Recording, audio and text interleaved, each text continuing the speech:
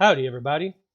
Welcome to the first official recording of Random Rhapsody, a real play Dungeons & Dragons game that began as a group of people stuck inside during the quarantine of 2020 and has evolved to become one of the best role-playing groups I have ever had the privilege to run. My name is Matthew R. Dawson, and I am the resident dungeon master here at Random Rhapsody, presiding over both the Debauchery Circus and the Faab 5 campaigns. Tonight, we will be delving into the origins of the Faab 5 and their adventures from the start of the campaign until now. Starting Monday, January 25th, we will be streaming our sessions at 7 p.m. on twitch.tv/randomrhapsody, and we will also be uploading this to YouTube 1 week later under the same name, Random Rhapsody. To start things off, allow me to introduce our players of the Faab 5. First off, we have J. Alexander Koines, aka Devil Fetish, as Apollyon the Golden Boi, a Minotaur barbarian. Apollyon, would you like to introduce and describe yourself? Hell yeah, boss. I'm a 7-foot tall, red-skinned Minotaur barbarian, and my horns end in these amazing sapphire medallions. I mean, spikes. Uh, and in the gladiator arena, they call me the Golden Boy, and I'm here to get it rough. I like it. Okay.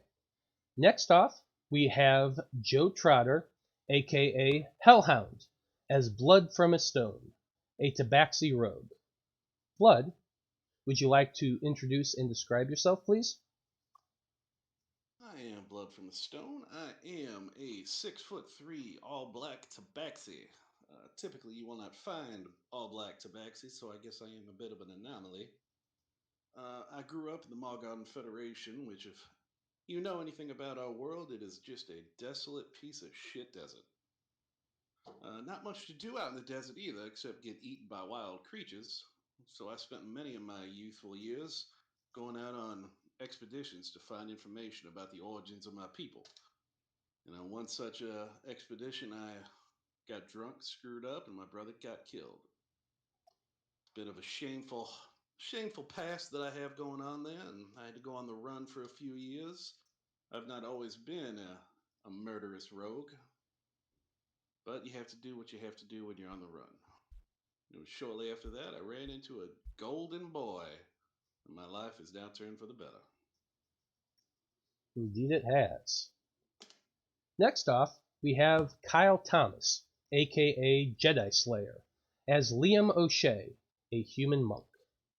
Liam, would you like to introduce and describe yourself? Hi, nice to meet you all. Name's Liam. I have long white hair, two very distinct black streaks going through the hair, kind of like a reverse skunk. Uh, I enjoy fighting and drinking, not necessarily in that order. Uh, every once in a while, I meet a couple people, and this time it's kind of stuck with me for a little bit. Been traveling with them for a while, and here we are.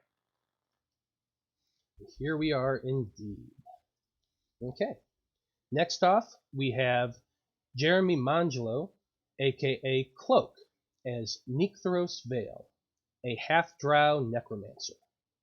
Necthros, would you like to introduce and describe yourself? Good evening. My name is Necthros Veil, as he's just said. I've spent my entire life underground delving in any book I can get my hands on, which was a lot. I'm extremely excited to experience the types of things I've read about. Although finding everyone I've encountered slightly different than expected, I'm just happy to be here. I'm a half-drow wizard with great interest in necromancy. With my slender build, I'm not much for physical altercation, so I rely mostly on my vast knowledge and charismatic abilities to stay a few steps ahead of my foes.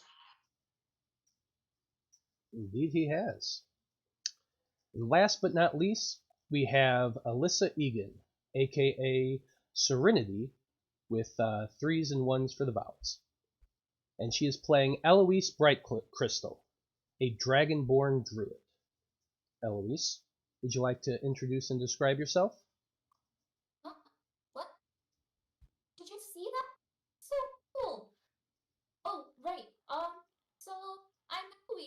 Hi, I'm a white dragonborn druid. And I don't know. I'm kind of tall. I'm 5'8", and if I get real angry, some frost will come out of my nose, and I'm on basically the adventure of my life because really there hasn't been a whole lot of adventure, although the one time that my mentor's distillery exploded, that was pretty fun times. Oh my god, look at that! And as Eloise goes running away to find and follow something shiny, we begin to look at our adventure in the world of Ivern, on the continent of Loroupa. It is a world cut off from the multiverse, and as a result has developed its own unique history and culture. Our story begins on the border between three countries: the Dowan Empire, also known as the Dwarven Hegemony; the Margarden Federation, which is a lawless place run by a secret organization; and the Republic of Hyrulean, a true republic, though run by a king that is elected. For the first part of our story, we turn to our resident master of the undead, Necthros Veil. Necthros, would you like to tell how the party first met at the lonely inn known as the Crossroads Inn? Sure. If I recall correctly, we met in that Crossroads Inn. We decided to get a couple drinks, and we overheard an old couple complaining really loudly. Do you guys remember that? They were bitching about some soldiers, I believe. Pretty sure they had good reason at the time. They were kicked out of their room to make room for an injured one, if I recall. Yeah, they didn't know what was wrong with him. He was catatonic, had some weird black mark on his chest. I don't Yes. remember any of this. Well, Eloise, you weren't there yet. Oh, that explains it. So I do recall All I remember was that delicious. having some delicious ale with with Apollyon, and a couple soldiers came down to have drinks as well. We questioned them a little bit, just kind of banter back and forth to see what they were doing here and maybe if they. What was that? No worries, go ahead. And found out one of their companions was ill. I believe that's the one we just described. Upon further questioning, I remember the leader of the group being pretty distraught, and I cast Mage Hand to kind of comfort him by rubbing his back because I didn't really want to touch him. Weird at all, by the way. He was pretty weirded out. That's definitely true. Yeah, it ended up working because he kind of opened up to us. And before we knew it, we were talking about where they were going, what they were doing, and all of a sudden, I do recall the bard stopped playing the moment the shadow creatures arrived, and they attacked everyone. Indeed they were. They were large, shadowy, spindle-like creatures that seemed to be flowing mist, but were solid when you guys actually tried to fight them. I recall Blood having a few choice words for the bard. Do you remember why? Well, he didn't do shit to help us in the fight. He stood there like a coward in the corner, so I just took my claws, snipped all of his strings, and gave him a gold coin and told him to get the hell out of there. Yeah, it was definitely not his best day to play, I would say. And I didn't mean to rhyme that. That sounds great. Maybe I'll have someone write that down. I recall after finally defeating these shadow creatures, gathering up some of the dust and there was a unfortunate, very unfortunate, I can't stress that enough, person who ended up dying at the bar. I tried to help gathering as much blood and flesh that I could without drawing suspicion, but for some reason I don't think they took that as a sign of help. Gave me a couple sideways stares, so I stopped collecting. It's perfectly natural for you to collect parts of their friend. It was just a patron. I'm not sure they would call him a friend. Well, he was a friend of the bartender. Agree to disagree on that. So I remember that night I had my familiar Jareth, the owl, up in the room with me, kind of watching the door while I, got some rest just in case anything happened. He'd help me. And now that I think about it, maybe he was outside the window. Either way, he was watching my back while I slept. The next morning, Apollyon did a kitchen search, if I recall correctly. Completely unorthodox, but I'm not really sure how minotaurs act. Look, they were serving us gruel, but their larder was stocked. And you definitely found that out for sure, because not only did you search the kitchen, where else did you go? Oh, the storage room in the basement. That's where all the little delicacies were. Like a budding little rogue, he broke into someplace. That he did. It was unlike the barbarian to go pilfering through the stuff, but somebody had to make sure he didn't hurt himself, and I recall us all going down there as well. Oh yeah. We couldn't. Had to follow him. He's either gonna destroy the place or kill himself. So we had to look out for our friend. I do recall staying in the storeroom, and you guys went into a back room. I remember being in the doorway and having my owl perched at the stairs just in case anybody came down. Obviously, for reasons, we wanted to make sure everyone was safe down there, and we wanted to be alerted if somebody came in from behind, right? Not because we were going through their stuff. I don't know what you're talking about. I didn't steal Do anything. Do you remember the gazer? That was... Or the spectator. That was the a spectator, actually. Yes, the spectator. That's what it was. It was a bit bigger than a gazer. We managed to take that thing out pretty quick with some sleep, and I remember taking some pieces off that organism, some tentacles, eyes, teeth, and That's one freaky monster. It was pretty scary. Blood. What did you find? Didn't you you were searching for Apollyon and you accidentally opened a storage box or lockbox or somehow somebody, I don't know who, they opened 4 chests down in that basement, and I had to look. He doesn't was know who. Duty. Find a special little knife. It was the old accidental 4 chest open. They opened themselves, is what I like to think. I mean, they were really easy to open. I mean, they weren't easy to open. They were already open. Yes. The way I remember it. Yes. Somebody had... maybe it was the spectator that opened it, right? Maybe he did. He had a lot of tentacles. He could have done all 4 at once. You were able to liberate a special knife from that store, weren't you? From the chest? It's a pretty little knife. It's got a little red glowing seam down the center of it. Between the knife and the gold, I'm pretty sure it was just too much of a burden for whoever owned that tavern to handle. So we helped lift that burden off their shoulders. It was our civic duty.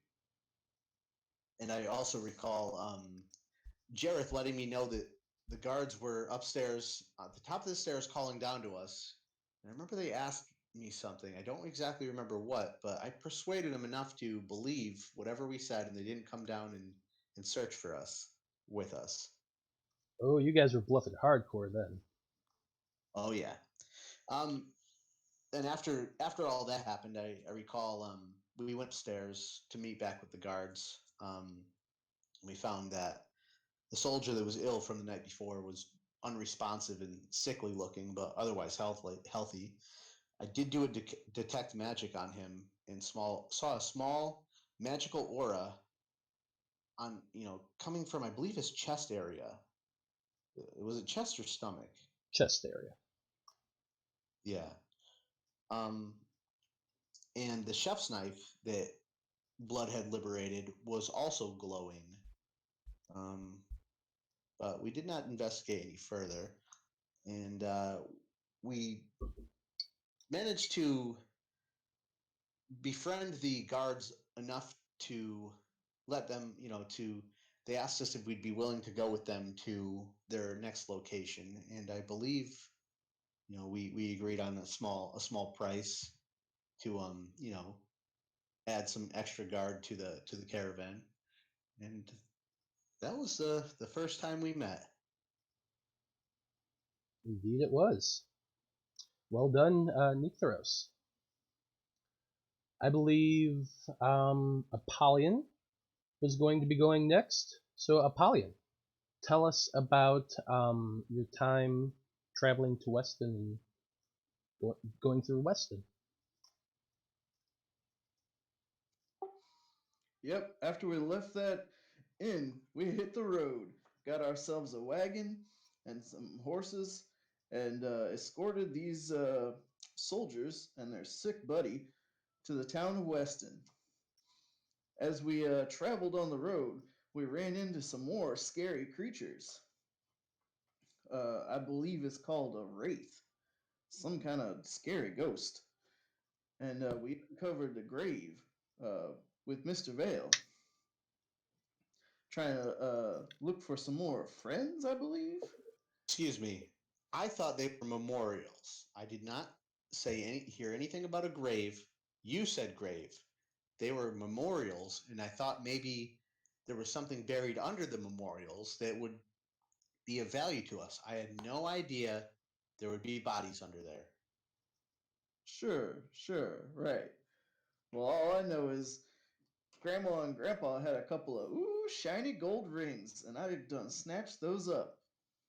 I gotta have my look going if I want to maintain my golden boy status.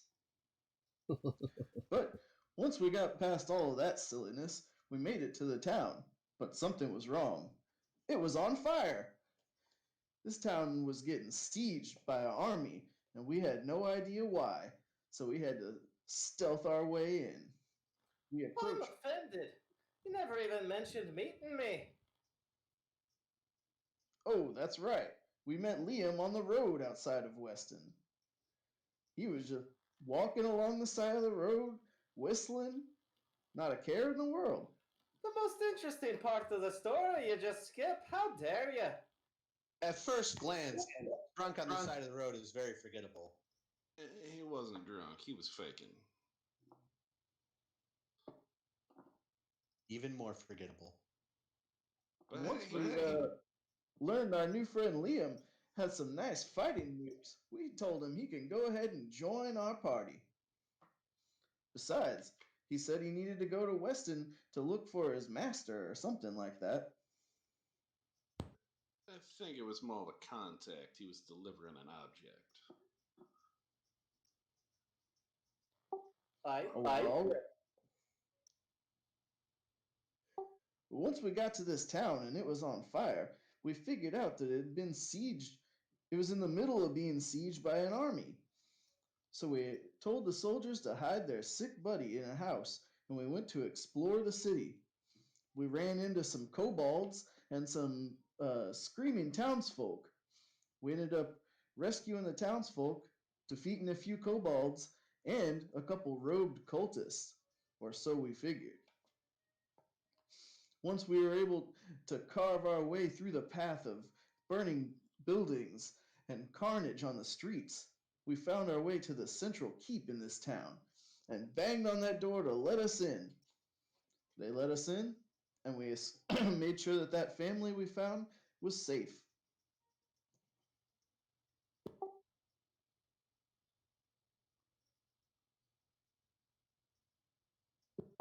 Once we got in the keep, we were determined to find out what was going on here. So we spoke to the governor, the leader of this town. Was that Liam's friend? No, that was the captain of the guard. Man, I didn't Yes, know that the motherfucker. quartermaster. Stone Leaf I'll get was to more him. likely his friend, but no, the governor was Jaxian. I do not remember his last name. Jackson Warren, governor of Weston. And he was a strange-looking man who, as he saw these interesting individuals come into his keep, he immediately had to question them and find out what they were doing here. And so they did. We had a nice conversation where Apollyon was not paying attention because he was scared. But the governor did. Oh, sorry. Go ahead. I recall having some bodies of maybe the cultists on my floating disc, and they had a tarp over them. And upon entering, was it the governor where I lifted the tarp to show the bodies and as my prized trophies? Yeah. Because those were all the cultists we killed on our way to the keep. And that was It the was almost like strangest thing I'd ever seen. Dragging dead bodies right up to us? Well, I had to hire them at that point. Nothing I could It was do. almost a welcoming gift, to show, hey, look, we're on our side. Here you go. And I did eventually hire them to help us out. The only problem with these dead guys was we couldn't get anything out of them. We didn't have the magic available to get them to speak to us, so we needed a live one. So we decided to go outside the walls once again and be sneaky this time and capture one of those cultists. And you know what? We succeeded. We captured him, brought him inside the keep, and while everybody was recovering, I took him down to the holding cell with old Stoneleaf, the dwarf captain of the guard here in Weston. And as I put him back into this holding cell, I was gonna interrogate him. Really, really intimidate him, with my physique. But he And said he what would. did you end up doing? Well, he said he wouldn't tell me anything. He said he would rather die. And I said, well, I can oblige. And I ran my javelin right through his chest. If I recall correctly, I was unconscious at the time, but from what I heard and what I gathered, in your defense, you were intimidating him with a warning shot with a javelin through the chest, but he couldn't take that as an intimidation tactic. He just had to die. Warning shots don't typically go through the chest. You topsiders, I'm not really sure. I've never seen this before, so I assumed that's what he was doing. Look, I don't know my own strength is all. Don't have to make a big deal about it. I would have helped you out if I was conscious, but as I recall, the book we found on the cultist really messed with my mind. I saw a very disturbing dream that maybe I'll get into later. I just can't talk about it right now. It's not like our bard did much to help us. Indeed, that book was freaky. Green leather with the shape of a tree on the front. Ooh, I don't know. If it messed Mr. Veil up, I shouldn't even try to read it. Not that I could. Yeah, I was just gonna say, I don't think I've taught you to read yet. Maybe I'll do that. Oh boy. But after that, there was a lot of alarms being raised at the top of the keep, weren't there, Apollyon? Oh yeah. We had to leave this alone and go see what was going on outside the keep, as that army had pretty much surrounded us at this point. So we went up to the parapet and we're looking around, and swooped down upon us a blue dragon.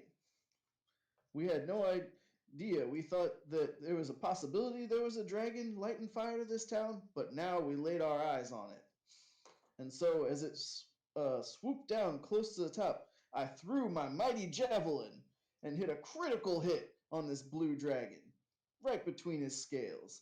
And I heard him exclaim in Draconic, "I'm not getting paid enough for this shit." And then he flew away. Strangest thing I've ever seen. Strange for the dragon, too, no doubt about that. He was not expecting somebody to actually manage to hit him. Well, he'd never encountered the Golden Boi before.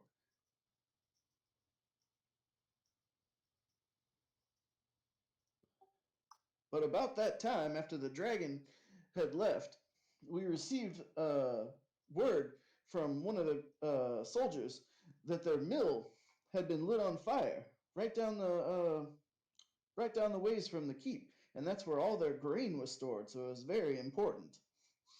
So the governor sent us out to try to go put that fire out and secure the area. So that's exactly what we did. We slipped out through our secret backdoor tunnel, ran down to the mill, but there we got ambushed by a bunch of hobgoblins. Hobgoblins. By a bunch of hobgoblins. As well as a few other things. There were humans there in robes, and a couple of veterans, too, I believe. That's right, that's right.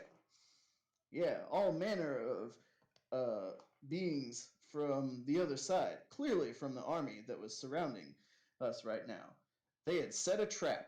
They had fooled us into leaving the keep and going to investigate. But once they were all dead, we found that there was nothing more to do there, and we had to return back to the keep. As you were heading back, you saw something you weren't quite expecting either, were you, Apollyon?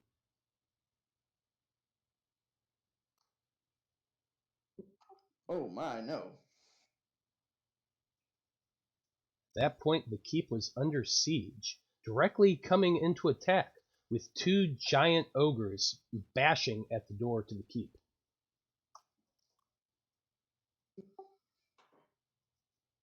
They'll run us over. Those ogres are huge. Let's go fight them. So me and my friends made our way to the front gate as these ogres were attempting to bash it down. And we went up on the parapet and started throwing and shooting and making our attacks down upon them. And in the midst of the battle, by entering my barbarian rage, I vaulted over the side of the wall and landed on top of one of these ogres and slayed him down with my great axe. It truly was a battle worthy of the Golden Boi. But by that time, I was pretty beaten up from facing all these jabronis. So I decided to come back inside and have a rest. But as I was doing so, the enemies called out for a halt fire, and their leader stepped forward into the clearing in front of the keep. And he announced with his booming and magically amplified, dreamy voice, he said, "I'm Grovajar, and Mr. Grovajar, he's a blue half dragon of staggering proportions, if I do say so myself. And he was calling for the champion. And immediately, when I heard those words, I thought of none other than myself, the Golden Boi. And I knew that I had to take on this jabroni, no matter what. But he called for Weston's greatest champion to come out and face him in one-on-one combat. And if we could win, they would leave and spare this town. And I figured, well, all right. But I was still hurt. So I told old Grovy Bear that I'd be out there in 1 hour once I had licked my wounds and I was Grovy able Bear. to fight again. And They have at a that love-hate time, relationship. I knew there was no going back. I strapped my golden belt around my waist and came out to my entrance music. And everybody was cheering for the people's champion.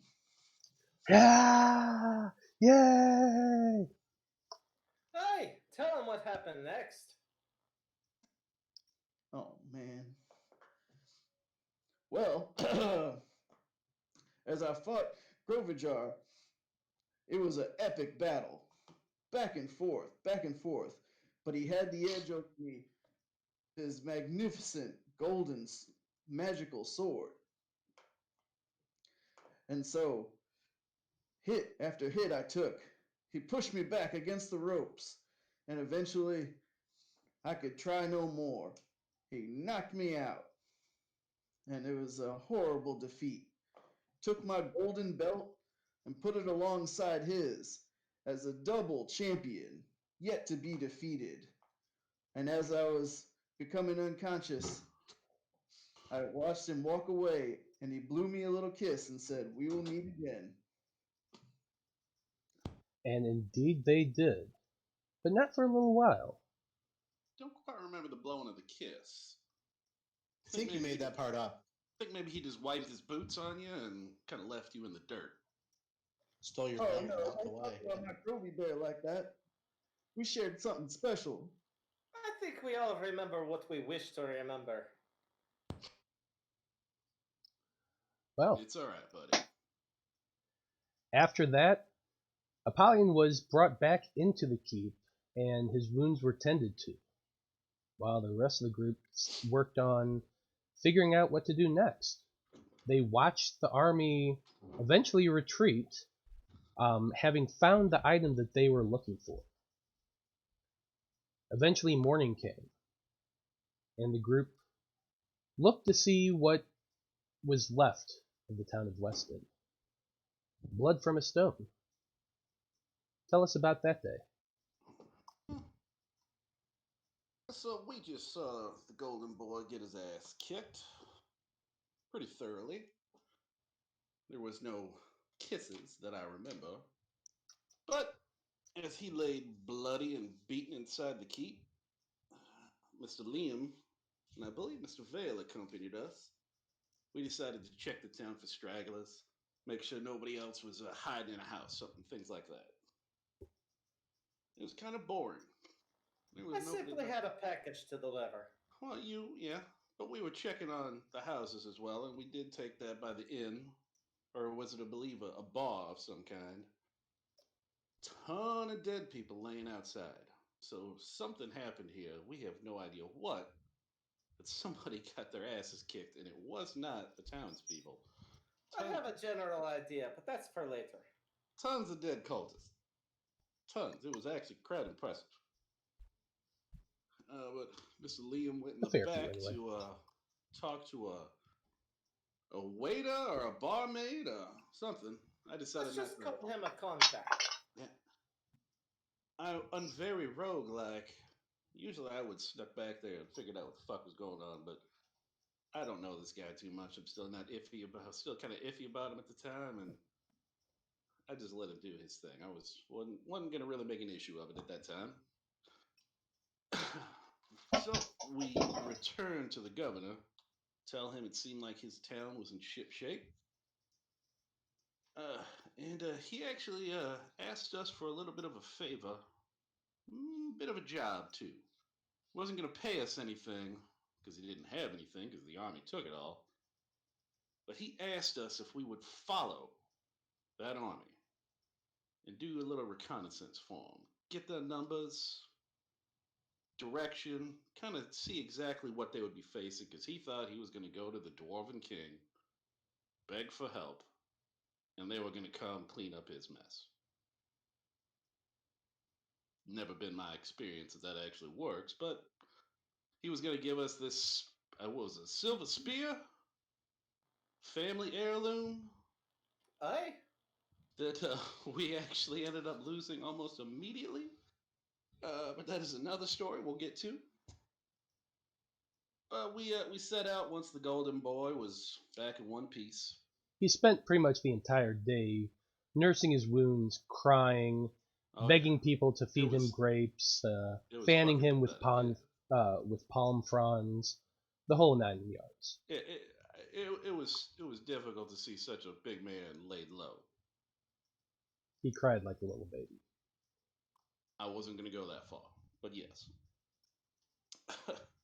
And so we headed out the next day as soon as he was healed up. It wasn't really that difficult to follow them. All we had to do was head west. I mean, there were a lot of them. Southwest. They see, and I mean, and in the end, they actually found us too. It was the goddamnedest thing. We go to bed that night. I had set up a few simple bells with some fishing line. It's just simple traps. The bell would go off, it would wake us up. We would know somebody was sneaking up on us. Well, they managed to trip over the one spot I put the bells up. Made it pretty easy. 5 of the ugliest looking fucking hobgoblins thought they were going to get the jump on us. It didn't exactly go that way. We killed all but one. And I don't know, we kind of forced him, or maybe persuaded him, to take us to his leader. And, well, he marched us up the road a little bit. It was what, maybe an hour? 2 hours away? Anybody recall? Something like that. It wasn't too far. And it turns out it was a couple. I don't know if they were married. It was a male and a female. Big, burly hobgoblin, and a woman. She seemed more of like a priestess of some kind. But they were sitting around a little fire, and when we walked up, they were a little surprised to see 5 just of the goofiest looking individuals and one of their beaten up comrades. Now, it took some convincing. We didn't want to fight. I mean, we probably could have just easily killed them, but then we wouldn't have gotten any information. But they told us just keep heading southwest and we would definitely run into the army. I'm not sure their subordinates survived after we left. If I were them, I would have killed them. I mean, how the hell could you bring the enemy right into your camp? But then again, he didn't really have a choice. We were invited. Well, Oddly enough, kind they of weren't. were. I mean, after The three of them Groverjaw kicked Apollyon's ass, no went offense, north. big guy, he did, and now maybe he was joking, but he did tell us, hey, if you're ever looking for some work, come and find me. So I mean, that was, I was just following his. He's told me to come find him, and I was going to do that. But as we were heading southwest, we ran into another group around a campfire having breakfast, and the Golden Boi decided to throw all plans we had out the window and just walk in with his fucking arms raised, saying, "I come in peace." I swear. That's an excellent impression. I appreciate that. Thank you. That's the way it went. Yeah, it's simply, there's no getting around it. It's exactly what he fucking did. And of course, what did they do? Instead of saying, "What do you want? Oh, can we discuss this?" No. The leader of that little group, a little annoying pissant human, no offense, Liam, decided to say, "Get them." I mean, has that ever worked? Has anybody We ever all heard? suck. I understand. It's fine. Has anybody ever just said, "Get them"? And has it worked? No, of course not. Most of them died. He died. 2 others died. Now, we were able to convince a couple of them, or I should say, I was able to convince a couple of them that we weren't there to fight. We didn't want to kill any of them. We wanted to be their friends. In fact, I asked them if they would very kindly take us to Groverjaw, because he told us to come look for work. I mean, they recognized us. They knew exactly who we were. We were just the guys who kicked their asses. 5 of us beat the shit out of a lot of them back in Weston. So they knew exactly who we were. But they begrudgingly took us into camp. And I'm pretty sure that might be the dumbest thing I've ever done, but it kind of worked and it kind of didn't. So I don't know about them. I was kind of going off the seat of my pants, and my group kind of had to go along with me. But my idea Instead of skulking around, sneaking around the camp, getting numbers, writing down things on paper, doing little tally sheets, which is boring as shit, thought, why don't we just go down into the camp and tell them, hey, we want to join? You don't have to send hundreds, maybe thousands to take on cities anymore. Just send us in and we'll steal what you need. Now, of course, we weren't actually going to do that. We were going to get information from them, but my idea would have fucking worked. I am convinced of that. One of the more insane plots I've ever seen a party do, but it was effective. You know what? If a certain person who is dead now had not fucked up my plans, I'm pretty sure I would have gotten away with it. But regardless, we were taken right to see the man himself right when we got into camp. Now, the look on his face pretty much said it all that he did not mean it when he said, come and find me. Because he looked at us like, what the fuck are you doing here? And I thought he was going to kill us right away. And I know that it would have been a bad idea if I was the person that got my entire group killed. I would have felt a little bad about that. Until I was dead, of course. But he decided to at least hear us out. Confidence can get you into many places. Hey, curiosity killed the cat, baby. What can I say? So he had some questions about one, why we were there. He didn't really think we were stupid enough to come and follow him. Uh, then he decided to give us a little bit of a history lesson. Asked us what we knew of the cult and what we knew of their mysterious patron, the Dreamer. I mean, I gave him what I knew. My people believe we were brought here as slaves 10,000 years ago by somebody we didn't know was the Dreamer, but it matched the description. When he got a little upset, I thought he was going to kill me right then and there. He wanted to. But no, he said the Dreamer was a benevolent creature that was represented by a giant, beautiful tree, and all of the races of Loroupa were brought forth by the Dreamer. I mean, I know what you're thinking. That's total horse shit. But I'm not going to question a man's religious beliefs, especially when he's a giant fucking half dragon to beat the shit out of my friend. And their whole army surrounding us. That factored into it too. You know, I'm not going to lie. That was a mitigating factor. But they said we could join, but there was a catch. There's always a catch. We would have to join the cult. Now, I don't know about the others. I mean, Vale, you might have found it interesting to join with me, but I agreed. I said that I would meet his dream witness, as he called it, a priestess. I would join the cult. Not a priestess. Because, I mean, it actually did sound rather interesting, and it would have given me a great insight into my people's origins in this world. Whether or not I believed what he was selling or not, I was always willing to learn. But the others, they would just be mercenaries. And they would have to go through some tests to make sure that they were tough, bad enough to be with this army, even though we just killed like 100 of them within the last 2 days. But we still needed to go through some tests. And that's when he decided to leave us alone for what was it, like an hour and a half, boys? Yeah, it was a pretty good amount of time in his private quarters with all of his stuff. Now, you all know I'm a rogue, and so you all know that I have a penchant for stealing things. Even I knew it was a dumb fucking idea to steal anything from that tent. My philosophy is you never steal something unless you have a solid plan to get away. And we did not have a solid plan at that point to get away. I was kind of going by the seat of my pants. I didn't tell my teammates that. I think they could probably see it. But I was Most of us had enough common sense to realize that's probably a bad idea. Even Apollyon, no offense. But Nahia. What else did we find? Oh, I'll get to it, big guy. I'll get to it. Don't worry about that. But Nahia, who I don't know if we described her yet, but she was a fucking pure blood. She was a snake, like a snake creature. UNT pureblood. There we go. Yeah, she was a I mean, come on. I mean, she looked human enough, but I mean, she's half snake or pure snake or whatever the fuck she was. You can't trust them.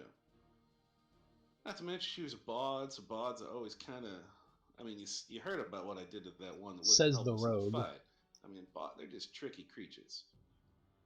But she decided to steal a handy haversack. It's like a personal little kind of man bag of Grover Jaws.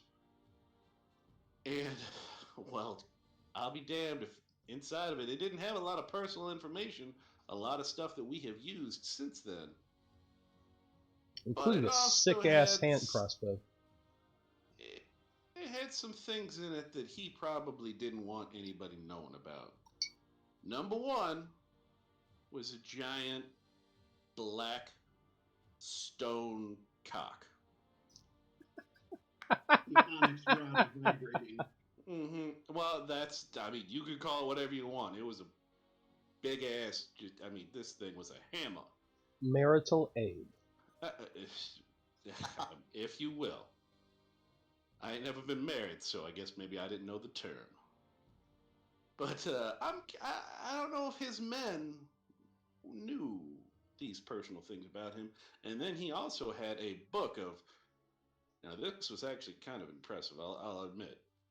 Half dragon, or was it all dragon? I don't recall, but it was porn. It was Naked just a book of porn. pictures of all kinds of creatures, just having fun. There was no frowns. That was a no frown town. All smiles. That's right. That's right. All fun all the time, baby. Yeah. So those kinds of things you don't. I mean, if you find that in there, I mean, great, whatever. But you put that shit back. And not to mention that handy haversack, it was underneath his pillow. That man's gonna put his arms under the pillow when he goes to sleep at night, and he's not gonna find his fucking bag. Anyway, she stuffed it down in her little satchel to take with her. Groverjaw comes back and tells us, "What's your decision?" I said, "Well, I will join y'all. I will be your newest cultist. I will join. They can be my team that we go out into the world." And they actually bought it. They were going to send us off the very next morning to see this dream witness with an escort of 5 or 6 people. And we were going to get out of the camp. We were going to get all the information we could have ever wanted. Even I can't believe it was working. But then I remembered that fucking bag. He put us in a tent for the night. Smelled like shit. I think there was shit inside of it. We decided we should at least get one thing done correctly. So Mr. Veil, using his pretty little bird, we wrote up a note that said 500 strong heading west to MF, the Malgarden Federation. Tossed it out the back of our tent, and that bird barely caught it, and he flew off towards Weston. We don't know if he ever got there. We believe he got there. Oh, did he tell you later? I know they can communicate in special ways to you. He got there. Okay, well, so we did one thing correctly. One thing went actually right. The next morning, I can only assume that you were following along until you figured out by now they knew we took the bag. Not so we. Oh, yeah. Well, yeah, Nahia. correct. Definitely not we. It was all her. And when we woke up in the morning, we walked bard out. with a And locate there object was spell. 50, 60 You people like waiting that. for us, including Groverjaw and his little pet Volek, some other human. Sorry, Liam. And a couple other little badasses out there in front. None taken. One of them must have been doing some kind of magic-y thing because he knew exactly who had the bag, and he like looked us all up and down and then pointed immediately to Nahia. Now, in this situation, you either give it up and hope they don't kill you, or you fucking bolt. And it's kind of what she did. She drank a potion of invisibility that she found in the bag, disappeared, and that bitch bolted and left us. Leaving us high and dry. Yeah, she did. At that point, I made a split-second decision. I got my crossbow out and I started firing a couple of shots as I tried to get to the tree line to get some kind of cover to start picking people off one by one. Mr. Liam, I don't know what happened to him. I'm guessing it's some kind of charm. I don't do magic, but That was a charming motherfucker. yeah, he walked right over to this asshole and just stood there and watched us get our asses kicked. I mean, I think he might have been taking a drink or something too, just chilling out like he was watching the show. Charmed by a Apollyon. gazer. Oh, go ahead. I'm sorry, Mr. Vale. I was just saying, I recall being incapable of doing anything as well. I don't Yeah, remember what it was. yeah, was you were kind of stunned in place. I noticed you weren't moving at all. Not even your eyelids were moving, which is kind of weird. Mr. Vale, I remember you walking back into the tent and taking a light. Well, that was Oh, after. you know what? That was after, and that was I didn't walk. I turned into a gaseous form and laid in the bed. So yeah, and he played that off like, "Oh, I'm sorry, I'm not from around here. I thought this is how you guys did things." Of course, I I did. thought it was an everyday occurrence that everyone stole from everyone and murdered people's friends, and it was all fun and game. But I had enough of it. I was ready for bed. Unfortunately, you are kind of correct. That is kind of how things go. Anyway, so Apollo, he did something that it was the damnedest thing. He got that marital aid. He was threatening to beat the shit out of Groverjar with it to keep his men back. It was the greatest thing I've ever seen until I got knocked out because they shot me a lot of times with a lot of arrows. But it was I had fun while the it upper lasted. hand for just a moment. After that, I think I remember waking up.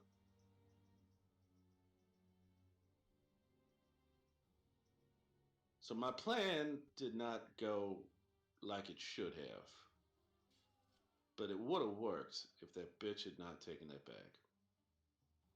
Hmm. Still pisses me off, but she's dead now. So Indeed, she is. And you guys were eventually all captured, tied up, and taken to a back tent to be tied to stakes with the intent of torturing and questioning later. However, in that tent they met somebody new. Didn't you, Liam? Indeed, we did. So, there we were, tied up in the middle of an army encampment, apparently betrayed and abandoned by our former traveling partner, Nahia. I've been known to get myself into tight spots before. This was another day for me. Looking around, the rest of my new friends were waking up and starting to struggle and panic, all except for the new face, a halfling, on the other side of the tent, claiming that he was there because he wanted to be. Knowing that the longer we stayed here, the worse our scenario would get, I went into my old habits. I dislocated my shoulder, slipped my binds, and just as my master had taught me, got free. Continuing on to release the rest of our friends on the halfling, we began our escape. On our way out, we were lucky enough to come across two hobgoblins guarding the majority of our gear. Unfortunately, none of the magical weapons we'd gathered were there. And they'd taken my whiskey too. Motherfuckers. As we moved to put some distance between us and Grovajar's camp, blood started to pick up the trail of what appeared to be the direction of Nahia must have fled. uh, she was bleeding pretty profusely at that point. Well, the trail led us to a scene of freshly fought battle. Nahia hadn't gotten too far on her own. She'd clearly fought hard, but was in bad shape. Realizing that she wasn't going to last the night, and still very, very upset that she had left us for dead, I finished her off quickly with a roundhouse kick that may or may not have taken off her head. Before her body Field even goal went style. limp, though, Vale began his disturbing process of raising an undead follower. Never been a big fan of this It landed process. in a gopher hole, just so you know. Moving on with the knowledge that Grovajar had most likely noticed our escape by now, we hastened our pace. and eventually found a cave to take refuge in. Exploring the cave revealed that we weren't the first travelers to try and spend a night here for shelter. Sadly, they never left the cave, the ones who got there before us, as evidenced by body scraps and gear scattered around. And a Notably few amongst the owlbears. scraps, well, notably to me, was an onyx-colored flail, but more on that later. We all agreed to explore the cave, understandably so, being that many things had died in here, to check out for any other potential dangers that might still exist here. Down, down, down we went, into the cave, revealing a small family of owlbears. During the encounter, it turns out our new traveling companion, Tomas, has a fighting style extremely similar to mine. In many ways, a little too similar to be coincidence. But moving on, Vale's undead Nahia servant fell during the battle. But once the family of owlbears finally fell, we found the massive eggs that they were defending. Family, eggs, Oh, makes those sense. poor eggs. I pointed out to the group that we should probably go the night without a campfire, as there were most likely hunting parties on our trail. Going most of the night colder than usual, we woke up to Apollyon cooking owlbear eggs over a fire. Oh, To be indeed he honest, was. they were the best eggs I'd ever eaten. What were you saying? I was just recalling how delicious they were. Indeed, they were best I'd ever eaten by far. Also the most expensive, because they were probably worth quite a bit. At least 1,000 gold. Well, Hey, when you're hungry, you can't go wrong. well, as luck would have it, the fire went unnoticed. That morning, I decided Or to did it? have a little tuffle with Tomas. You know, start a little sparring match just to see how coincidental our techniques may have been. He won the match, but only because I let him. I was only looking to distract him long enough to find out who taught him to fight like me. As it turns out, it was a man named Master Ohm. Can't say I recognize the name, but maybe my master will when I meet back up with him to learn of my next mission, of course. A true monk in every Following sense of the Tomas word. on the path to Valena, we were forced to take down a pair of hill giants who were foolish enough to stand in our way. The next issue along our path was a small group of Grovey soldiers surrounding and questioning a white dragonborn. Knowing that these cult followers would either kill us or report our location to Grovajar at the very least, we quickly dispatched of them and made friends with the female dragonborn. Now, I've come across many dragonborn in my travels, but never one whose scales changed color in the sun like a pearl. This was something to behold. While introducing ourselves to our new friend, Eloise, Vale began the process of raising yet another undead follower from one of our recently fallen hobgoblins. No matter how many times he does this trick, it still creeps the living shit out of me. I'm sure you'll be used to it in a few more days, weeks, months, years. You'll get used to it. Yeah, you keep hoping that. Well, late that night, we finally made it to the front gate of Valena. As Thomas has promised, of course. He helped us to gain entry with very little scrutiny, which was unfortunate because that also let the undead motherfucker in with us as well. I was kind of hoping he got stopped at the gate or killed or something, but they didn't even notice an undead stinky motherfucker in our party. He was very well disguised. Disguised in a general sense. But yeah, they actually managed to get the zombie in without too much issue. I was kind of surprised myself. It was all down to me and Apollyon. My skills with being disguised, having to get into places, and then of course, he's fabulous, and so makeup is in his blood. You Well, know it. once we passed through the gate, My old habits of hiding my identity came back like a reflex, and I slipped into my other accent. I've gotten used to changing my voice in each town I visit since I left a place called Bradfordshire. Let's just say Grovy's army isn't the only group trying to find my ass. Well, the following morning, we all set out to spend most of our hard earned loot. The majority of our team found a quirky man in a magic shop to spend their gold on. My tastes were a bit more alcoholic in nature, so I sent out to have a covered wagon constructed large enough to carry 4 barrels of the 4 greatest beers in the world. Unfortunately, the brewing process is slow and long, and we need to travel quickly.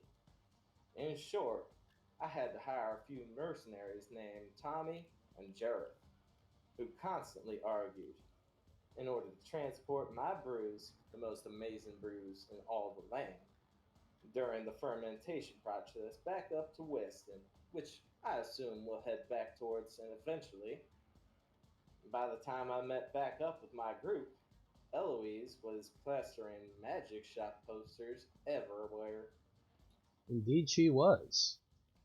And while Liam was making his ale, finding his wagon, and hiring a few people, Eloise had her own unique experience in the port of Lena. Eloise, would you like to tell us a little bit more about that? This is a really bad idea. I'm a terrible storyteller. Oh, I'm sure you'll do just fine, Eloise. Okay. Okay, so once we got to the town, and this was the first town I'd ever seen this size. I mean, I've been in some like little hamlets and homesteads, but this is a port town. That thing. We stayed in a tavern. Did you know that they sell food there and rooms with beds? It's incredible.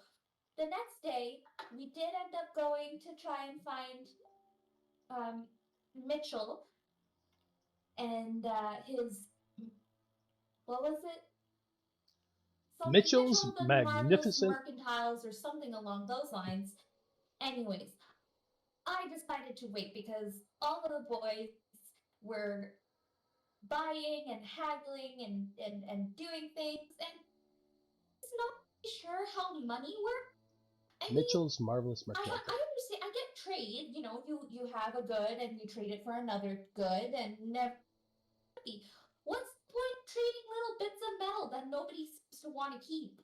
Like, really, I don't. It doesn't make any sense. Anyways, I knew I didn't have enough of these little bits of metal, so I the guys left to go and do whatever it is they wanted to do. And so I went to talk to Mitchell and just see if maybe, I have certain magical abilities that maybe he doesn't, and maybe he would like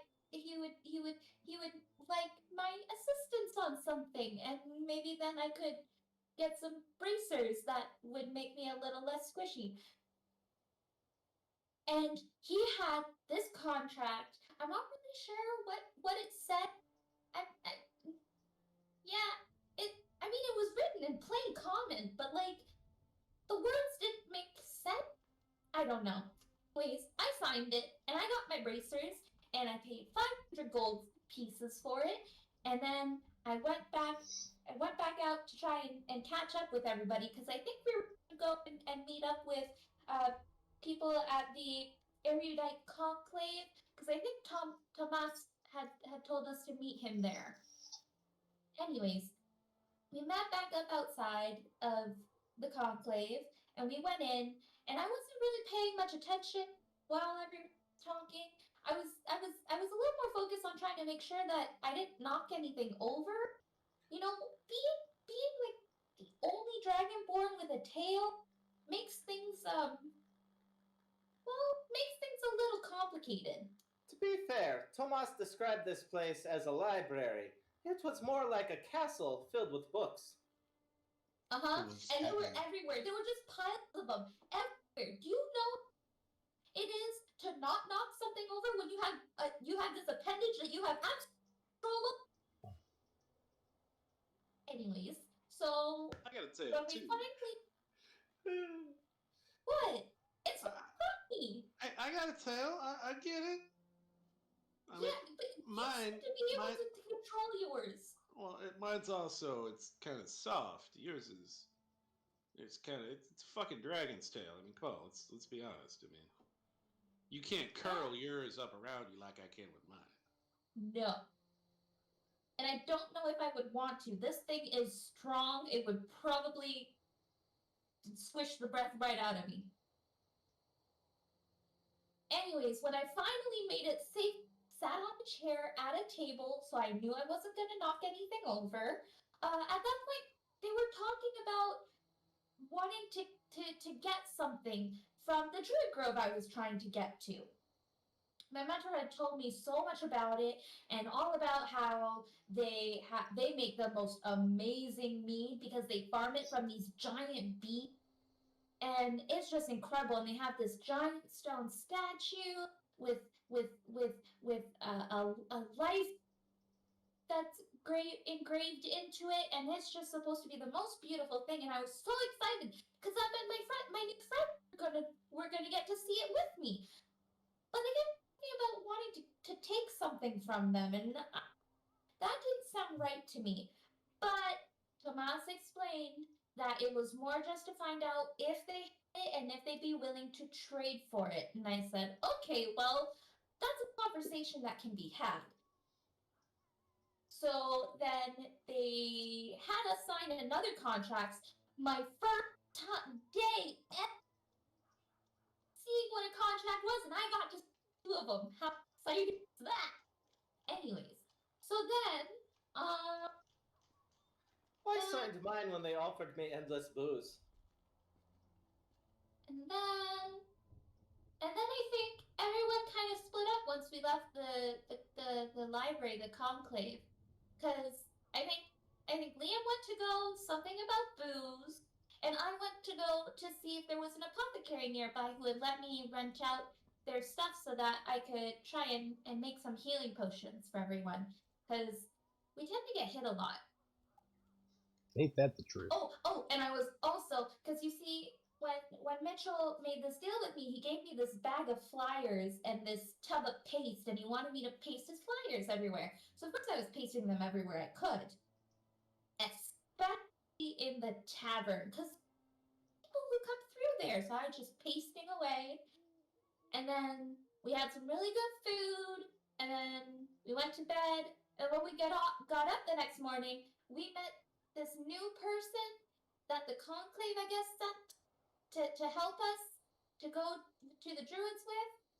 I don't know. He was a tiefling. His name was Belmont. He didn't seem to like me very much because when he was walking in and getting introduced to everybody, I climbed up onto a chair to paste a flyer up onto the stuffed dragon head that was on the wall. But of course, tail, and I fell off. As I do. That she does. That she does. And I don't think he was very impressed with that.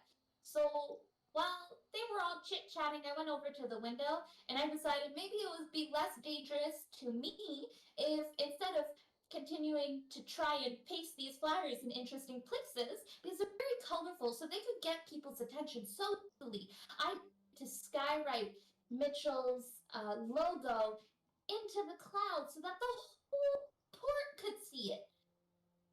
And so we did that, and then we all finished breakfast and decided to try and head out to find the grove. So we went out and we hitched our horses and we got all ready.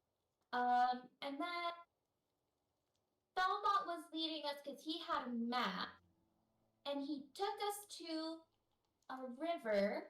He took us to a river where there were these two ferrymen, and we were trying to decide how to get everyone across because we had this cart and all of our horses, and we didn't want to leave them behind because there was still a long way to go. So I decided that I would make it so that the horses could walk on water, and we could ride the horses across the water.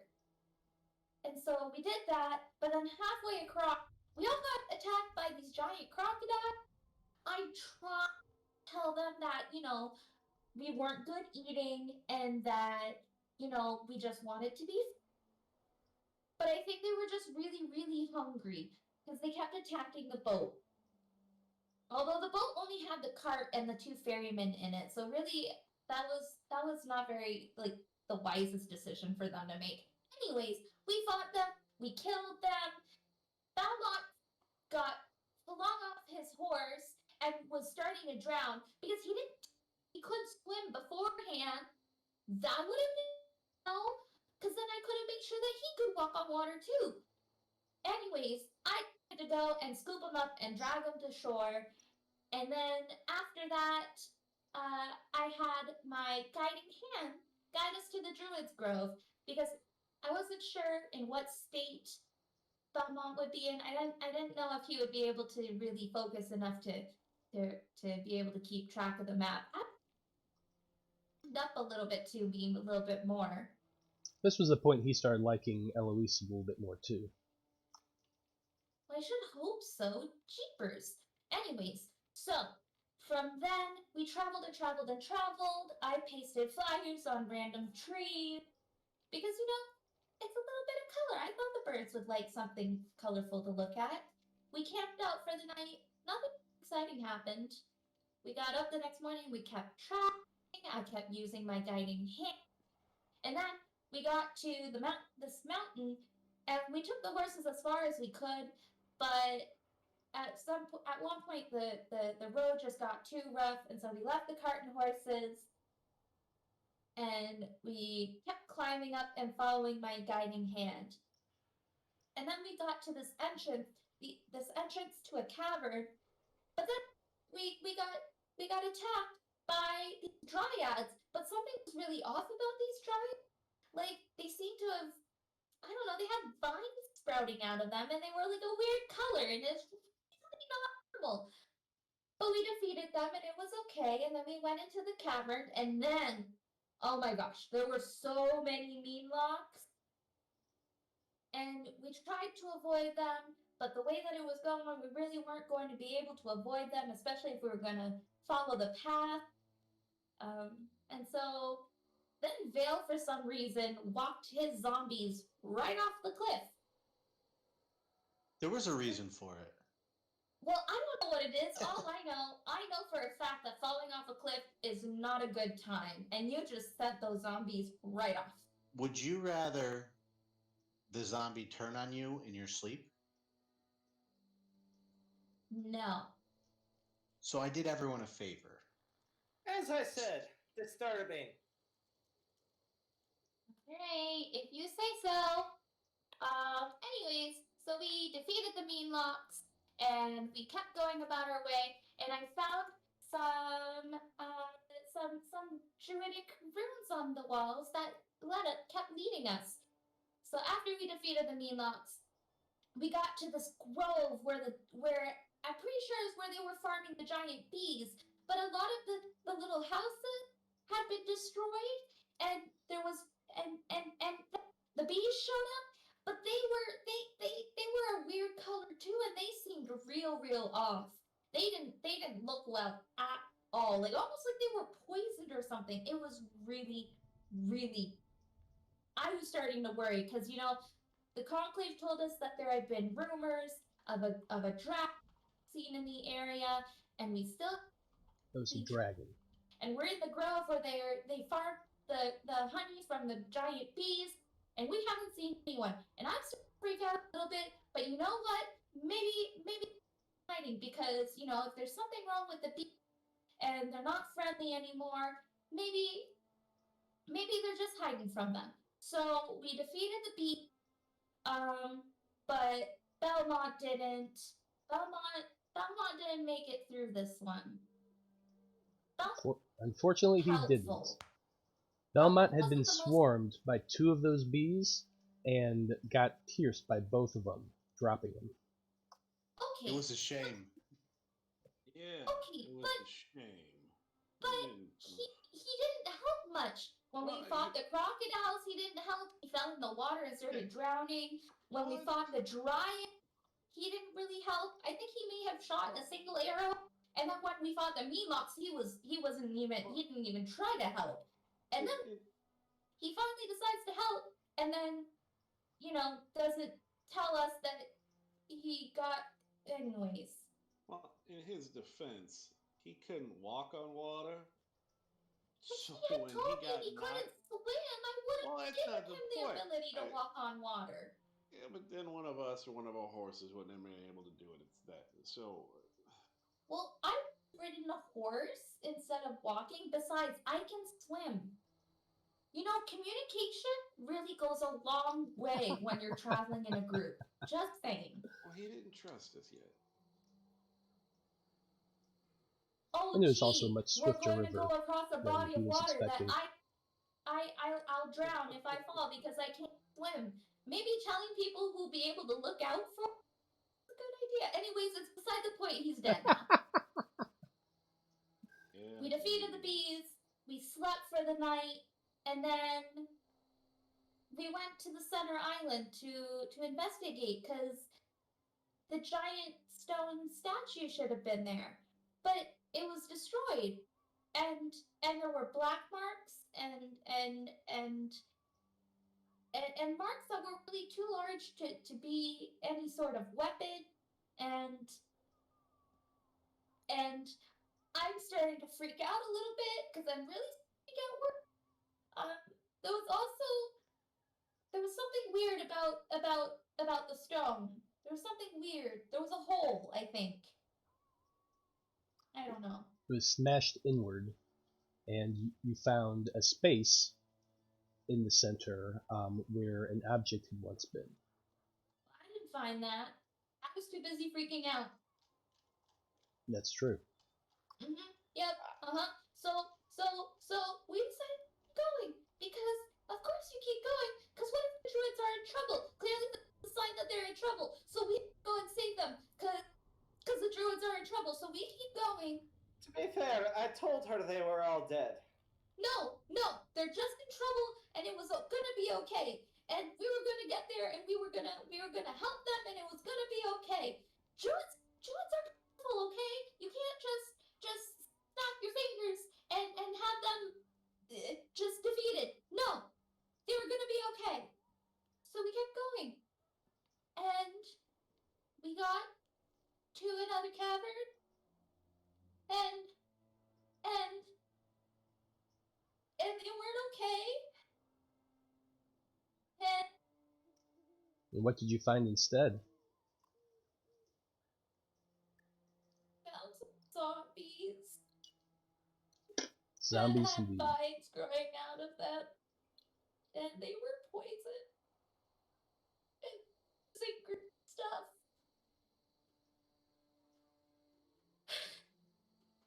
And then freaking green dragon comes out of the lake and starts and blasts us, and then I don't remember a bit. Poison gas. I don't know how long I was down for. Only a mere 6 seconds. I dragged you from there and poured the potion into your mouth. You were fine in just a moment. Oh, that's good. Thank you, Liam. That was good. And then Veil cast a sleet storm, which was really cool because the dragon kept slipping and falling. And then I blasted the cliffside so that way more rocks would fall on top of it to make it a little bit hard. And then we defeated the rest of the zombies. And then we defeated the dragon. And then You mean I defeated the dragon with a couple lucky blows from my greatsword? I think some of my arrows might have helped you out there, bud. Sure.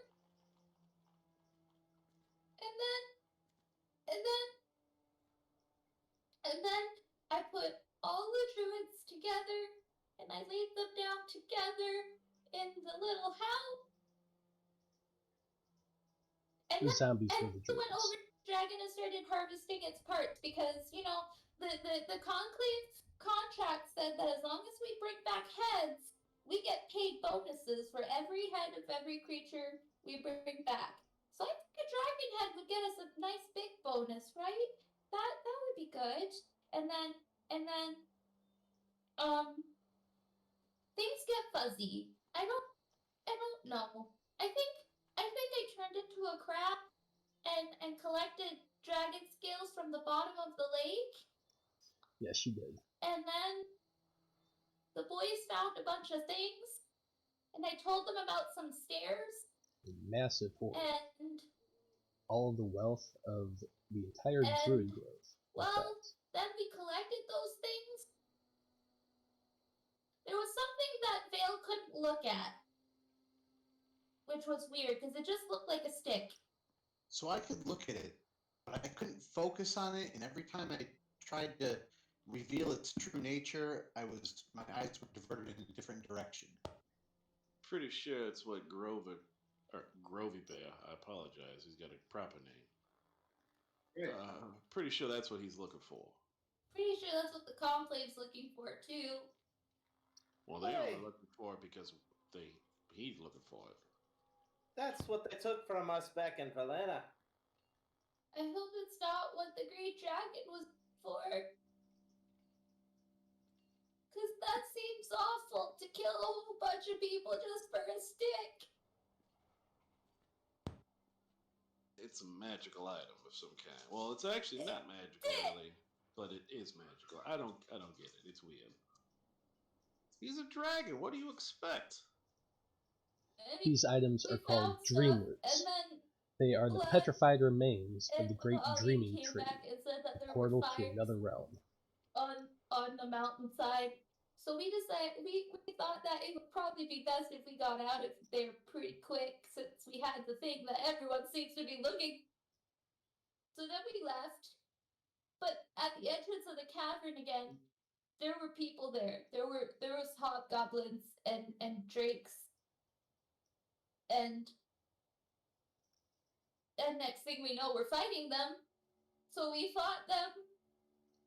And one of them was left alive, and then Liam and Blood went off on their own to go look for the horses. And I asked the one hobgoblin why he was there, and he said because he was sent by the Federation Army. That sounds like a whole lot of people. It wasn't I think I'm peopled out, guys. It wasn't the Federation army that had sent them. It was the Dreamers army. But still, the word army. Oh, I wrote correct. down There are Federation. I'm sorry. No worries. Yeah, I like I said, I'm peopled out now.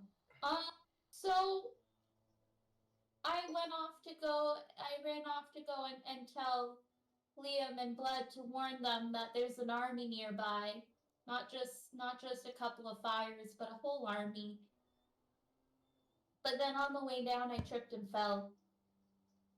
Because the stupid tail.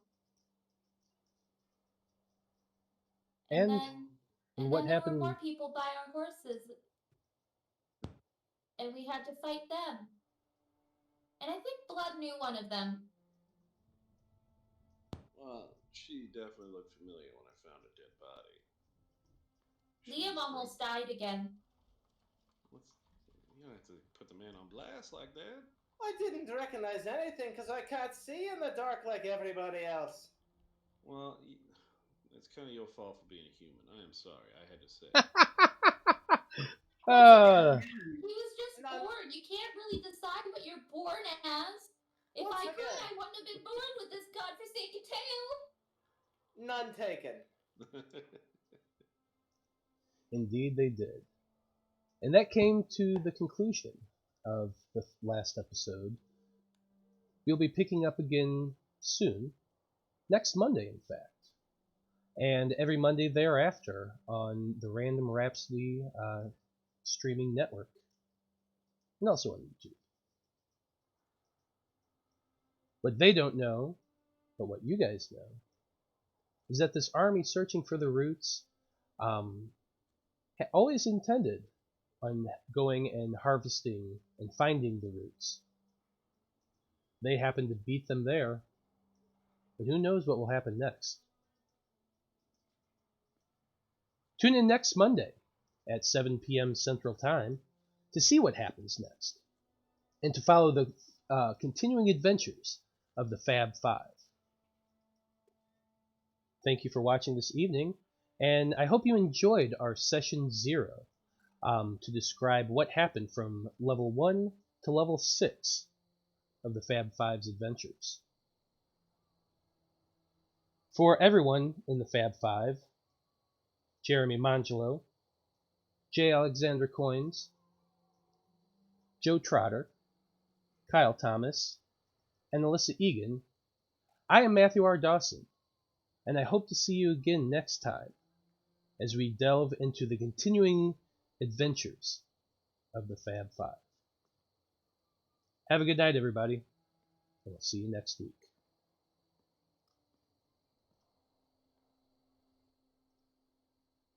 He says, oh shit, I forgot to record that.